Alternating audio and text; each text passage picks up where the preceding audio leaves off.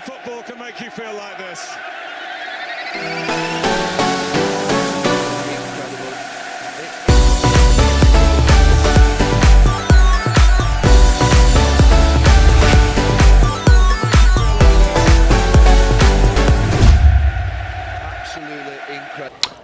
Yes, abakunzi ba IWACU Top TV reka nongere ndabaramutse ndababwire nti ikaze mu kiganiro c'inkino azigaze bashikirize amakuru y'inkino ariko aravugwa kuri uyu munsi.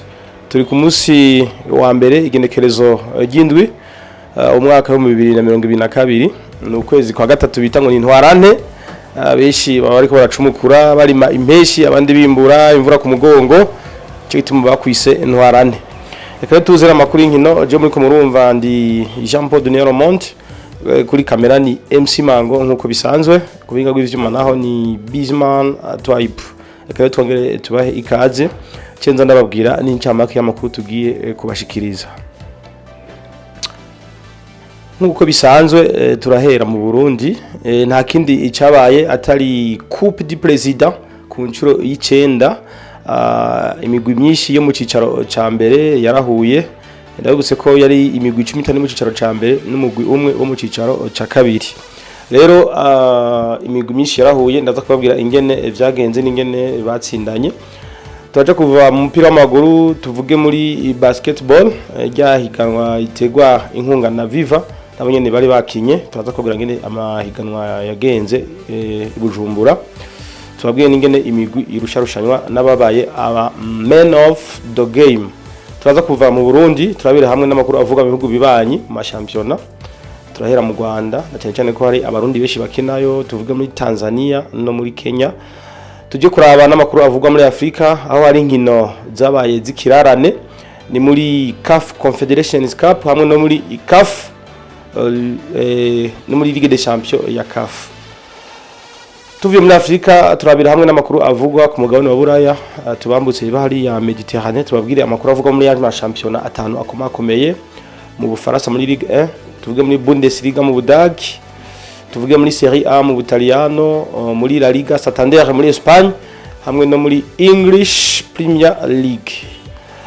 Akabara ayo makuru dufise reka nongere ndabahe ikaze mwese abasportif muri rusange imikaze abakinyi abakocha abarbitre abarorerezi mwese ahurira na sport kaze muri kino kiganiro mukanya idonido. Audio Jungle.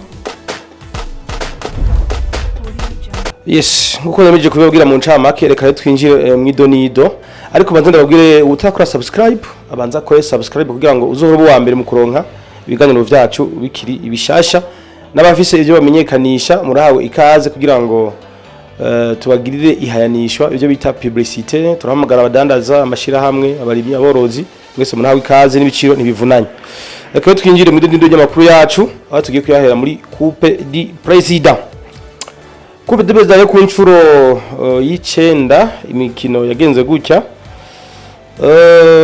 Ekipe ya Kayanza United hariya kuri Stade Gatwaro yari yakiriye ekipe ya Buma muri mu Cibitoke. Bityo Kayanza ishobora gutsinda Buma muri igitsindo kimwe ku busa. Atletico ni Oil hari ku munsi wa gatandatu yari yakiriye Aigle Noir de Fighters y'Imakamba. Aigle Noir ishobora gutsinda Atletico ni Oil kimwe ku busa. Rukinzo FC nayo yari yakiriye Tigre Noir yitsinda bibiri ku busa hari ku munsi wejo ariko urukino rwabitekanijwe ku munsi wa gatandatu sinzi impamvu rutabe ku munsi wa gatandatu. Ejo ku munsi w'Imana inkino zagenze gutya.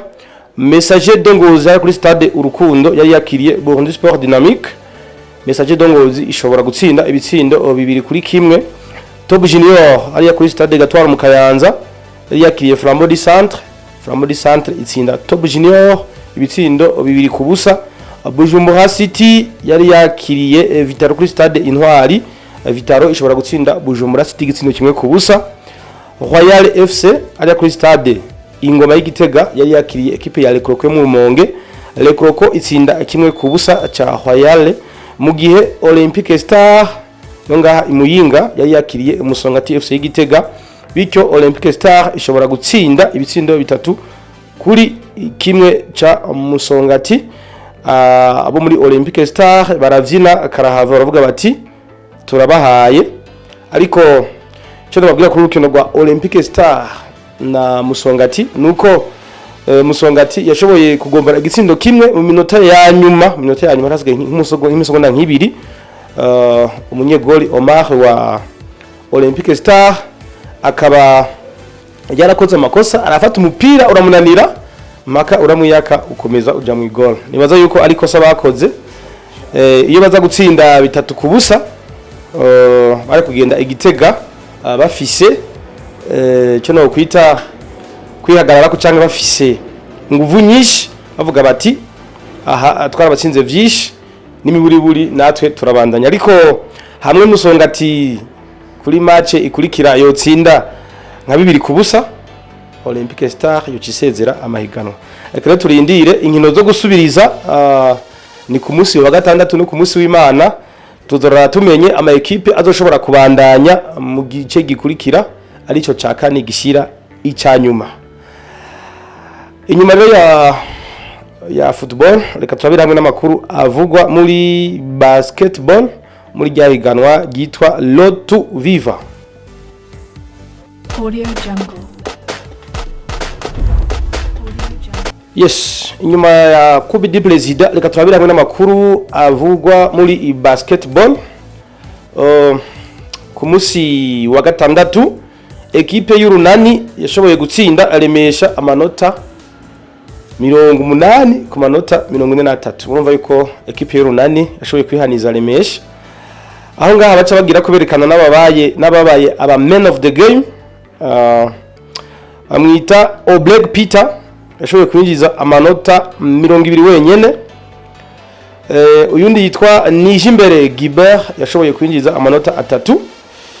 Robot 5 assist indwi hamwe n'izindi zibiri yakoze ngirana ma interaction yakoze. Nuko byagenze Oblek Peter yatsinze amanota 20 agira Robo indwi. Nuko byagenze mu rukino rwahuza New Star na Lezipo.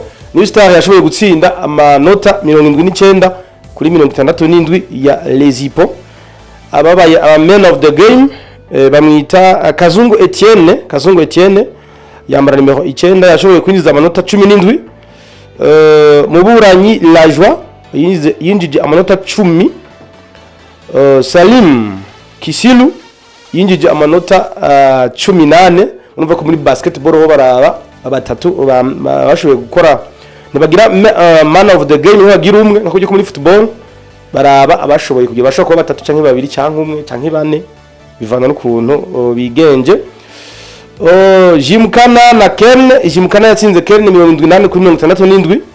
Wabaye man of the game ni Landry Akimana Jambo aka Gasore yashoboye kwinjiza amanota 21.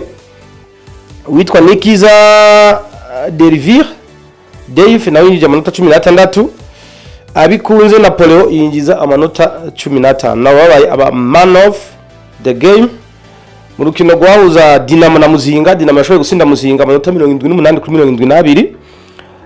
Man of the game ni Munezero Adonis yinjije amanota 12. Said Amis yinjije 18. Joan Hakizimana yinjiza 12. Akaba ari uko vyagenze. Reka cenza ndababwira ingene imigwi isumbasumbanye. Audio Jungle. Uko rero imigwi isumbasumbanya ku mwanya wa mbere ari equipe y'Urunani Basketball Club mu nkino zitanu imaze gutsinda inkino zitanu zose nta rukino rumwe iratsindwa ikaba ifise amanota 10. Muri basketball rero kuno biharura sanga cyo kwa football equipe itsinze ironka amanota 2 itsinzwe inonka inota 1. Jimkana mu nkino zitandatu imaze gukina imaze gutsinda inkino 4 itsindwa 2 nanyene ikaba ifise amanota 10. Urumva ko Urunani bafise urukino rumwe rw'ikirarana. Remesha nayo mu nkino zitandatu imaze gutsinda inkino 4 itsindwa 2 nanyene ifise amanota 13. New Star mu nkino zitanu imaze gutsinda 4 itsindwa 1. Urumva ko ifise amanota 9. Lezipo mu nkino zitandatu bamaze gutsinda 3 batsindwa 3 bafise amanota 9. Naba 5 Mutanga United mu nkino zitanu bamaze gutsinda urukino rumwe batsindwa inkino 4 akaba bafise amanota 6. Kene ni yindwi mu nkino 4 imaze gutsinda urukino rumwe itsindwa zitatu ifite amanota 5. Dinamo ni y'umunani mu nkino zine nayo imaze gutsinda urukino rumwe itsindwa zitatu ifite amanota 5. Muzinga mu nkino zitanu imaze gutsindwa inkino zose imaze kuzitsindwa ikaba ifite amanota 5 nyene. Akaba aruko vyifashe muri basketball. Ndabamenyesha yuko mu gihugu hagati tutararonka ama resultat, nibaza yuko mu makuru yacu yo kwa gatanu tuzobabwira ingene vyagenze mu gihugu hagati. Reka je tuva mu Burundi turabira hamwe n'amakuru avugwa mu bihugu ubibanyi. Turahera mu iganwa ryo mu Rwanda muri Rwanda Premier League.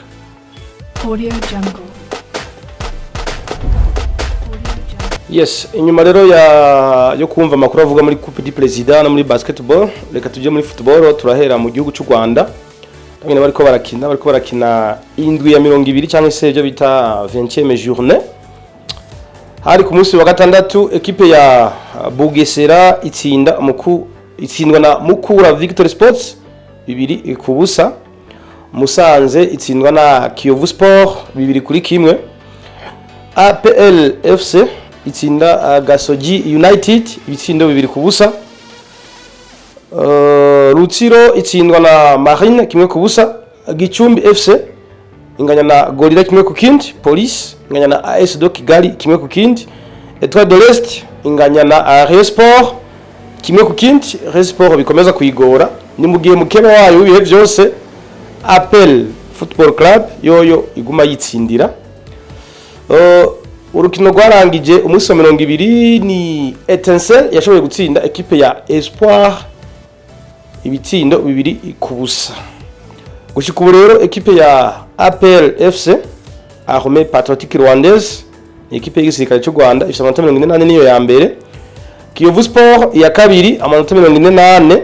Mukura Victory Sport ni ya gatatu n'amanota 36. Rayon Sport gushika ubu ni 38.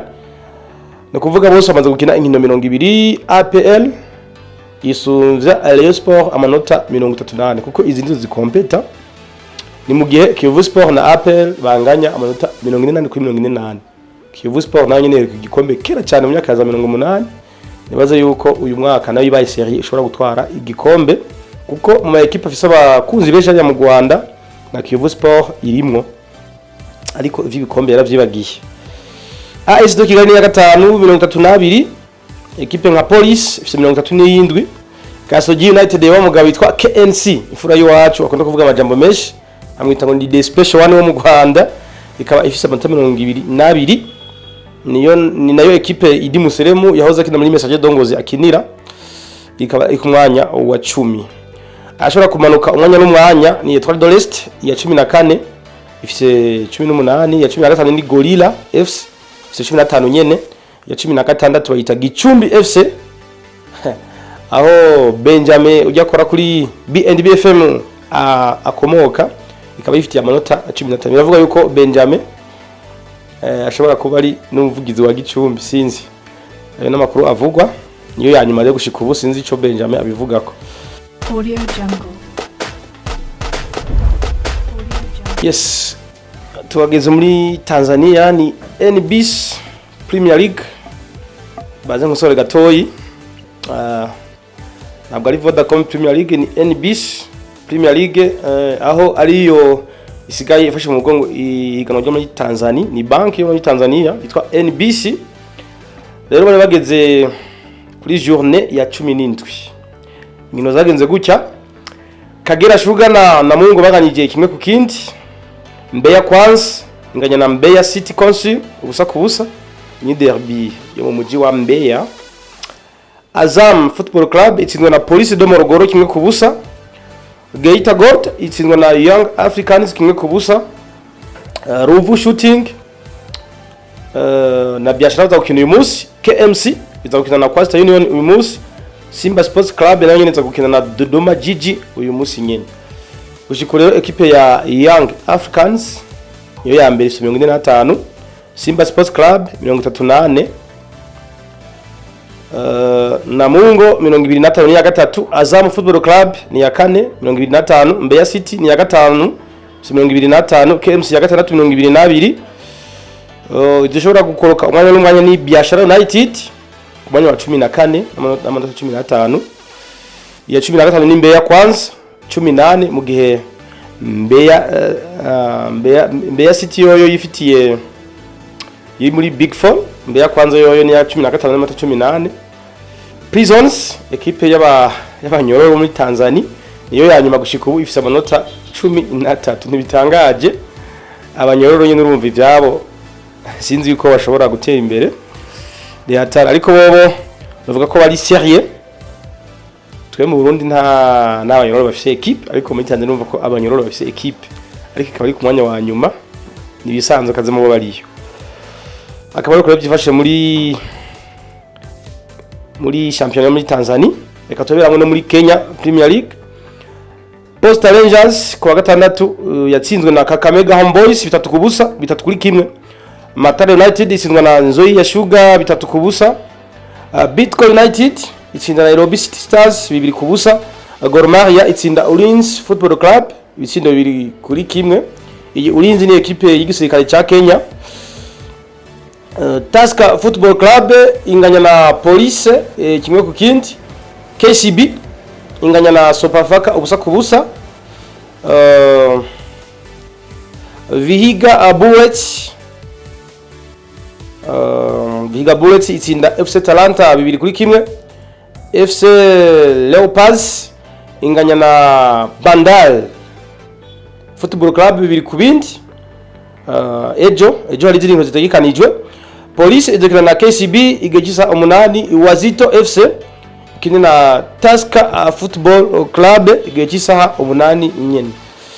Gushika rero muri Kenya Premier League equipe ya Kakamega Homeboys niyo ya mbere ifite 43. Nairobi City 33 ya kabiri. Tusker Football Club ya gatatu 38. Gor Mahia ni ya kane 38. Kariobangi Sharks ni ya gatanu 32. Equipe ya KCB ni ya gatandatu 32. Ama equipe akomeye nka Sopafaka ku mwanya wa 11 n'amanota 25. Ulinzi Stars 12 n'amanota 25. Idishobora gukoroka umwanya n'umwanya ni Nzoia Sugar ku mwanya wa 16 n'amanota 12. Ya 17 ni Vihiga Bullets ifise 12. Ya 18 ni Matare United gushika ubu ifise amanota 10. Akaba ari uko vyifashe muri Kenya Premier League. Reka cenza ndababwira inkino muri CAF Confederations Cup hamwe no muri CAF Champions League. Hariho inkino zibiri zabaye zikirarane, ndababwire ingene zagenze. Audio Jungle. Muri Ligue des Champions de la CAF hariho urukino rumwe rwabaye Wydad Casablanca yatsinze Zamalek 1-0. Mu gihe nako oya urukino rw'ikirane rumwe rwo ku munsi wa mbere utari rwabaye equipe ya Al Ahly yo muri Egypte yatsinze El Merreikh yo muri Sudan ya ruguru bitsindo 3-2. Muri CAF Confederations Cup naho rukino rwabaye equipe ya Royal Leopards yatsinzwe na Al Ittihad Tripoli yo muri Libya ibitsindo 2-1. Akaba arizo nkino tashoboye kuba muri CAF Confederations Cup hamwe no muri CAF Ligue des Champions vya Afrika. Izindi nkino zitegekanijwe mu ndwi ikurikira. Nyuma yo kuva muri Afrika reka cyo turabirana n'amakuru avugwa ku mugabane wa Buraya. Turahera mu higanwa ry'Ubufaransa bagita Ligue 1 ariko barakina indwi ya 28 mu nkino 38 zitegekanijwe, akaba asigaje imisi 10. Ku munsi wa gatanu rero equipe ya Lorient yatsinzwe na Lyon 4-1. Lens itsinzwe na Brest 1-0. Nice itsinda Paris Saint-Germain 1-0. Numva ko Paris Saint-Germain ubu irarejeka ngira yiteguriye retour yejo yo ku munsi wa gatatu na Real de Madrid. Saint-Etienne itsinda Metz 1-0. Aho byakabire Saint-Etienne nayo yatsinze. Nantes itsinda Montpellier 2-0. Rennes zingana na Strasbourg kimwe ku kindi. Rennes na Angers, Rennes itsinda Angers 2-0. Bordeaux itsinda na Troyes 2-0 ni mu gihe Troyes bari beretswe n'ikarata itukura ariko ryo byabuje gutsinda Bordeaux. Bordeaux equipe ya Laurent Koscielny mucamubuka muri za Arsenal igezaho mwasa shaka. Lille itsinda Clermont ibitsindo 4-0 ni mu gihe Clermont bari beretswe n'ikarata itukura. Marseille itsindwa na Monaco kimwe ku busa. Gushika ubu rero equipe ya Paris Saint-Germain ngo yatsinzwe ifite amanota yayo 62 igikombe yamaze kugitwara ko nibitangaje. Nice ya kabiri 49 urumva difference iri hagati ya Nice na Paris Saint-Germain amanota menshi cyane. Marseille ni ya gatatu ifise 47. Rennes ni ya kane 46. Ama equipe nka Lille zikomeye inafise n'igikombe cyo mwaka weze yifitiye amanota 42 ku mwanya w'indwi. Monaco mwanya w'umunani amanota 41. Lyon nayo nyene iri ku mwanya w'icenda amanota 41. Murazi ko Lyon nayo mu misi heze yari yarifatiye ihiganwa ryo mu Bufaransa mu gutwara ibikombe byinshi cyane, abashoboye gutwara ibikombe indwi yikurikiranya. Numva yuko zigezaho mwasi ashaka. Idishobora gukoroka umwanya n'umwanya ni Lorient ku mwanya 18 ifise amanota 28. Metz ku mwanya 22 nako ku mwanya w'icenda wa 19 amanota 22. Bordeaux ku mwanya 20 amanota 22. Amaze gutsinda ibitsindo byinshi bamwita Wissam Ben Yedder wa Monaco ni mu Faransa akaba afise ibitsindo 15 niwe wa mbere. Kylian Mbappé wa Paris Saint-Germain afise ibitsindo 14. Gaëtan Laborde wa Rennes 14. Terrier wa Rennes 13. Jonathan David wa Lille uyu n'umunya Canada afise 13.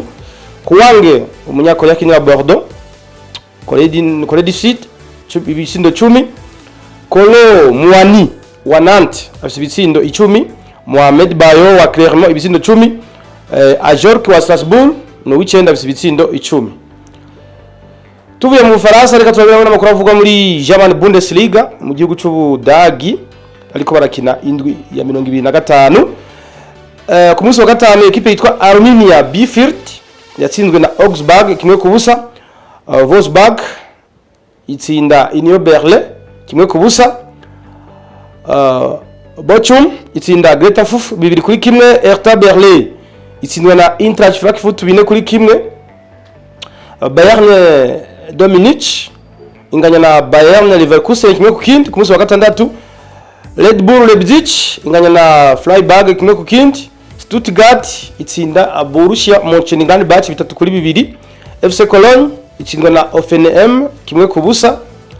Gushika rero equipe ya Bayern Munich ifise 59 niyo ya mbere ikurikiwe na Dortmund 50. Numva ko ari mo difference ya manota 9. Leverkusen ni ya gatatu 45. Hoffenheim ni ya kane 43. Leipzig ni ya gatanu 41.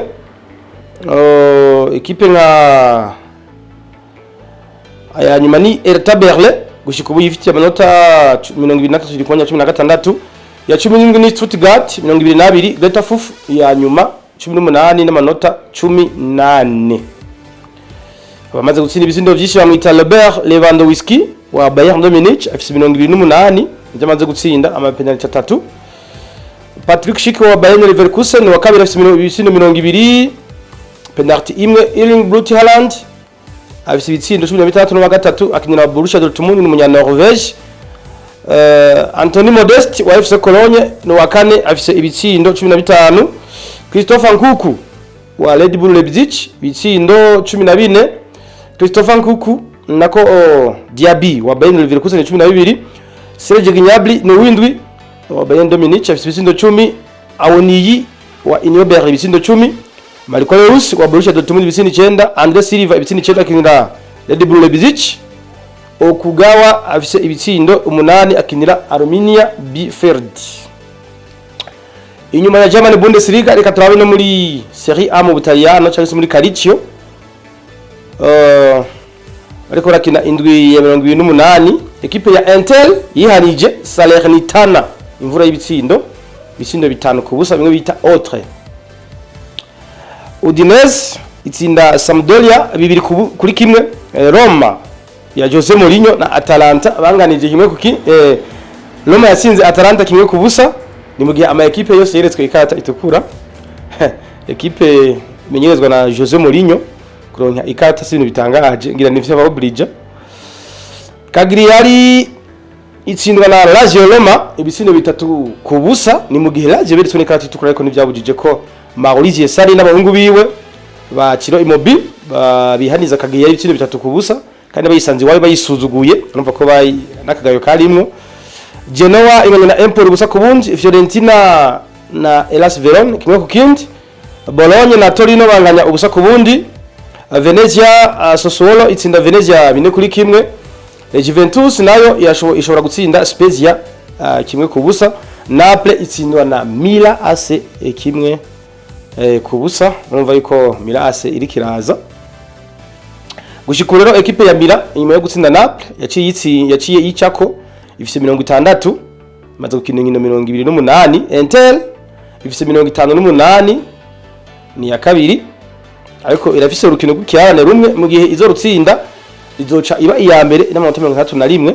Naples rero nyuma yo gutsindwa na Milan AC ifise amanota 57 ya gatatu, Juventus muri Big 4 53 idarushwa iya mbere Milan AC amanota 7 gushikubira ushindwi yego.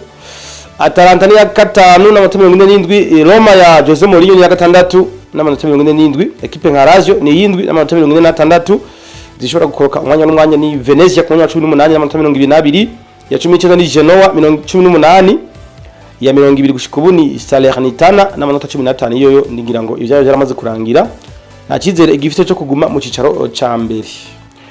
Amaze gutsinda ibitsindo byinshi bamwita Ciro Immobile wa Lazio Roma ibitsindo 20, anganya na Douglas Vlahovic wa Juventus do Turin ibitsindo 20, Giovanni Simeone wa muhungu wa Diego Simeone umenyereza wa Atletico de Madrid afise ibitsindo 15 n'uwa gatatu, Lautaro Martinez umunya Argentina kinira Inter de Milan afise 14, Tammy Abraham umwongereza kinira AS Roma afise ibitsindo 13, Belardi wa Sassuolo ibitsindo 12, Edin Dzeko 12, Scamacca wa Sassuolo 11, Bahake akinira afise ibitsindo 10.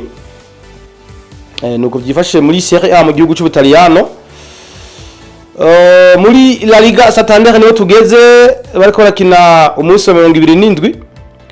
Deportivo Alaves ku munsi wa gatanu yanganije na Sevilla ubusa ku bundi, Osasuna itsinda Villarreal igutsinda kimwe ku busa, Espanyol itsinda Getafe 2 ku busa, Valence yihaniza Granada 3-1, Real Madrid yihaniza Real Sociedad ibitsindo 4-1, Cadix nayo nyene yihaniza Rayo Vallecano ibitsindo 2 ku busa, Elche ejo itsindwa na FC Barcelona ibitsindo 2-1. ni mu gihe Elche beretswe ikarata itukura kandi Elche niyo yatanguye gutsinda igitsindo, Barcelona yagomboye mu nyuma akaba ari uko vyagenze. Celta Vigo itsinda Mallorca 4-3 ariko ama equipe yose beretswe ikarata itukura. Real Betis itsindwa na Atletico de Madrid 3-1, Athletic Bilbao na Levante baza gukina uyu munsi igihe cy'isaha 4 z'ijoro akaba ari uko vyifashe. Gushikubera equipe ya Real de Madrid iyo ya mbere yaramaze no kwizera ifite 33, ya kabiri Sevilla ifite 55 urumva ko arimo difference y'amanota 8. FC Barcelona nyuma yo gutsinda igumi itsinda yikurikiranya inyuma yaho iguriye abakinyi nka ba Pierre-Emerick Aubameyang, Adama Traoré yifiti amanota 48 ni ya gatatu ariko yarushwa na mukeba wayo ubihe byose Real de Madrid amanota ashika kuri 13 nako 15 ya. Atletico de Madrid ni ya kane 48 nganya na Barcelona. Ama equipe nka za Athletic Bilbao ni 8 n'amanota 37, Valence ni 9 amanota 36. Ideshobora gukora ku mwanya n'umwanya ni Cadix ku mwanya wa 18 ifise amanota 28, ya 19 ni Deportivo Alaves 22, Levante ya 20 n'amanota 18. Karim Mustafa Benzema ni wamaze gutsinda ibitsindo byinshi ibitsindo 20 ni wa mbere akinira Real de Madrid mu Faransa. Raúl de Tomás wa Espanyol Barcelona ni munya Espagne afise ibitsindo 13, wa kabiri Vinicius Junior nawe ibitsino 13 akinira Real de Madrid n'umunya Brazil. Iker Aspas wa Celta Vigo ibitsino 13 n'umunya Espagne. Unal wa Getafe n'umunya Tunisia akinira Getafe afite ibitsino 13. Jimenez wa Betis Sevilla 12, Jose Araves 12, Angel Correa afite ibitsino 11. Akaba ariko gifashe muri La Liga Santander. Reka yo turangirize muri English Premier League ryahiganwa abantu benshi mukunda ariko barakina nabo nyene indwi ya 28. Nkino zagenze gutya ku munsi wa gatandatu equipe ya Leicester City yatsinze Leeds United igimwe ku busa. Burnley yihanizwa na Chelsea iwaye ku kibuga ibitsindo 4-0. Aston Villa Audio Jungle. itsinda Southampton 4-0. Norwich itsindwa na Brentford 3-1. Newcastle itsinda Brighton and Hove Albion 2-1. Wolves itsindwa na Crystal Palace 2-0. Liverpool itsinda West Ham 1-0. Watford itsindwa na Arsenal 3-2.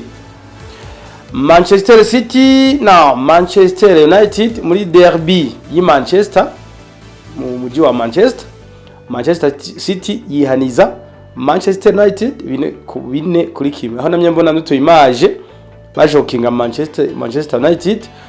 Umugardier wa Manchester City yari yicaye hagati mu kibuga ku murongo gabye mu kibuga kabiri. Biboneka yuko atakazi yari afise kuko bivuga yuko mu minota ya nyuma, mu minota 15 ya nyuma equipe ya Manchester City yari ifatiye urukino aho yari ifise possession ya 92 kwijana. Mane nayo ngufise 8 kwijana. Mugani baza ko ara majoking kugira ngo bashobore kujokinga Manchester United. Ni mu gihe umukinyi Cristiano Ronaldo atabonetse mu rukino gwejo no ku ntebe y'abasimbura seho yarari sinzi ngira angwe bavuga ngo yoba yaratinye urukino cyangwa ngo yase kumaramara ariko nibaza yuko yoba yaragize kibazo cy'imvune. Uno musi rero kuwa mbere equipe ya Tottenham itakwakira Everton igisaha 4 z'ijoro. Gushikura equipe ya Manchester City niyo ya mbere ifite 69. Ya kabiri ni Liverpool 33, difference 36. Ni mu gihe Liverpool afite urukino gukiranye na Arsenal ni yashobora kurutsinda izocigira 66 bityo hasigaremo ikinyuranyo c'amanota 3 ariko biracakomeye kuko Liverpool na Manchester City ntibarahura. Umva rero Manchester City niyo Scabgos haracariho intera ndende. Chelsea mu kibanza ca gatatu 53, Arsenal 48 ni ya kane ageze muri Big Four. Hagati ya Arsenal n'izindi ifise birarane bingahe bitatu. Ifise birarane bitatu. Manchester United ya gatanu 47, West Ham ya gatandatu 47 nayo nyene 45. Iyindwi ni Tottenham 42 izishobora gukoroka umwanya n'umwanya ni Burnley ku mwanya wa 18 n'amanota 21, Watford ku mwanya wa 19 n'amanota 19, Norwich City gushikubu niyo yanyuma n'amanota 17. Ku rutonde ni Mohamed Salah ibitsindo 19, Diogo Jota 12 akinira Liverpool n'umunya Portugal mu gihe Mohamed Salah ari umunya Egypt akinira Liverpool. Sadio Mane 12, Riyad Mahrez ibitsindo 10 akinira Manchester City. Jamie Vardy wa Leicester City ibitsindo 10, Raheem Sterling wa Leicester City nawe nyene ibitsindo 10, Heyminson ibitsindo 10 akinira Tottenham n'umunya Corée du Sud. Emile Smith Rowe wa Arsenal ibitsindo 9 no 8, Kevin De Bruyne wa Manchester City ibitsindo 9, Cristiano Ronaldo nawe wa Manchester United ibitsindo 9, Wilfried Zaha wa Crystal Palace ibitsindo 9, Dennis wa Watford ibitsindo 9, Toney wa Brentford ibitsindo 9, Rafinha ibitsindo 9, Bruno Fernandes ibitsindo 9 wa Manchester United, Mopai ibitsindo 8 akinira equipe ya Brighton and Hove Albion. Bakayosa kwa Arsenal ibitsindo 8, Harry Kane ibitsindo 8 akabaruko arusheshanwa mu bitsindo. Akaba ari makuru dushoboye kubashikiriza. Jewe nk'abanali Champion de Romonte kuri kamera yali MC Mango. Reka yenda bashimire cyane mwese mko maradukurikirana kuri IWACU Top TV. Ngene nababwiye ni utakora subscribe ayikore kugira ngo zohoro wa mbere mu kuronka ibiganiro byacu. No ushaka kumenyekanisha ibikorwa vyiyo y'abadandaza abarimyi aborozi amashirahamwe mwese murahawe ikaze kuri IWACU TV imiryango iruguruye kandi n'ibiciro ntibivunanye kandi ndabashimire cyane ndabwiye nti ayandi makuru naho utaha ku munsi wa gatanu ahanzoba naje ndababwira amakuru azoba agezweho kandi ndabashimire cyane ndababwiye nti naho utaha bye ciao